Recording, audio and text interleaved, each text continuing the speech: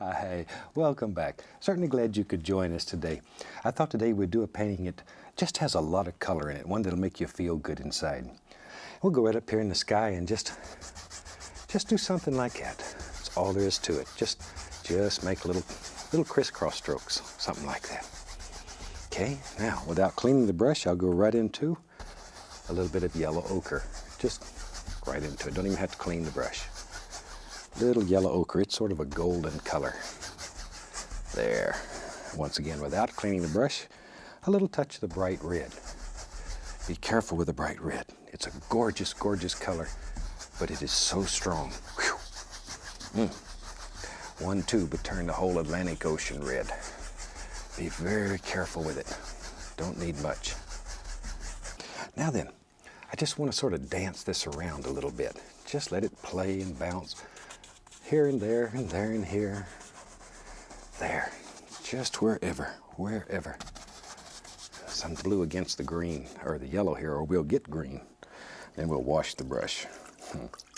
That's the most fun part of this whole procedure. Shake it off. Now then, today, let's put some clouds up here in the sky. Put a little bright red with it. Shoot, let's make a firecracker, sparkler. Go up in here. Maybe in our world there lives a big old cloud right up in here. It just sort of floats around, has a good time all day. You know, clouds are one of the freest things in nature, I believe. So just let them go. Shoot, let them have fun. Just decide where these clouds live in your world and put them in. Whatever.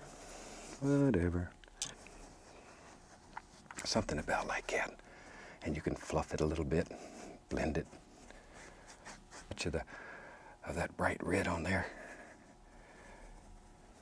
There. See, this blender is so soft, you can just get in here and work a little touch of the phthalo blue maybe. Ooh, that's nice. Be careful that you don't hit that yellow though. Or we'll a little bit of bright red and white again. And maybe up here in our sky, let's just put, while we have this old brush working so well, let's just put the indication of some little floaters around in here. Just enough to break it up. Wherever. You make the decision.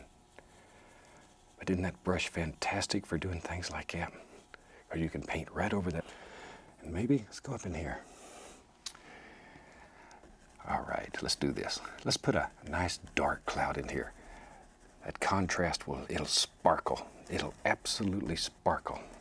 Got a little bump, lives right there. Nation. All kinds of things. Back to my little blender. Now then, just softly blend this a little. Happening down here, just take that color that you picked up and use it. That's where the blender brush really works well.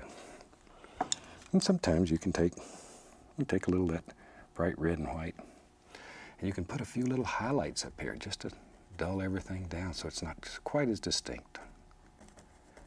A few little areas right along in here somewhere. Maybe in our world, maybe the sun lives right behind that big cloud there. So we can just want this to be very bright. I'm just going to go right over that and I'll put it back in if I decide I want it, because we don't make mistakes. There. Now we can take on and around something like that. I'm going to put in several little clouds here. You know, one of the earlier shows, I showed the biggest squirrel that I had ever seen. I'm going to put him up and let you see him again while I'm just going to be dropping in some of these little things. I won't do anything you don't see. But this rascal is something else. I have never seen a squirrel this big. She's turned him loose several times and he won't go away. He's sort of like one of my squirrels that I have. I have to keep turning him loose too and he comes back. But now this squirrel's big enough, he knocks on the door and comes on in.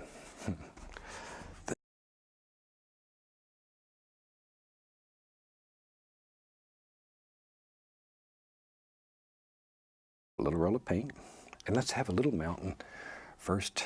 Maybe we'll do a couple mountains. We'll have one that lives far away. This little mountain, he lives way back there, almost to the edge of nowhere. There, we just drop him on. Pull it. Just pull it. Go up here, and here's a mountain. I don't want it to get too big. I like to paint big mountains, and I sort of have to physically restrain myself sometime. There we go. There we go. Just blending that out, zinging right across there. Tiny little amount. There it goes. Zoom. There it goes. A little bit more. Zoom right there. And I'm just going to blend it down. By have a little, yep. Just touch, pull down. Maybe there's just a little footy hill, little color. Decide where you want reflections to be. Pull them down. Like that. Maybe in our world, there is now. Maybe there's a little tree, happy little tree, and he lives right there. There he comes. This would be very dark, though. With this kind of sky, you'd almost have silhouettes here. Little tree here and be, big one. Gotta have one big tree. There. There we go. Big old tree, big strong tree. He lives right up here. Looks out over this gorgeous, gorgeous scene. Something like that. Green, dark green, dark green, dark green. I'm gonna come right along here and there and there and here. Some little highlights. So I'm just gonna put the indication here and there. Not much, not much. A little bit of highlight on some of these trees. Just enough so you know there's a little green. Over here too. Darker, darker, darker down here toward the base. All right, maybe we'll have a little path right there.